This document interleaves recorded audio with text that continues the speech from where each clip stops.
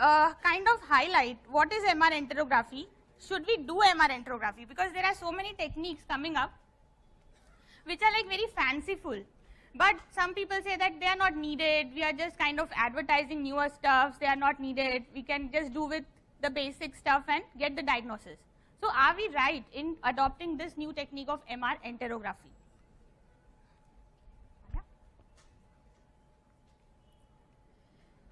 Now enterography, the word, it comes from entero, which means intestines, and graphy means to image the intestines. So this talk, I have just, the outline for the talk is like what is the comparison between CT versus MR enterography, what is the comparison between enteroclysis and enterography, what are the indications and current guidelines, scanning protocols, technique, few examples and future directions. So if we see, there are various techniques by which we can actually see the pathologies in the small bowels and large bowels. Imaging wise, it is the small bowel follow through the conventional methods, the barium studies. The second is CT enterography, enteroclysis, and the third is MR enterography, enteroclysis. So these three are our domains. Next is endoscopy study, which are also available.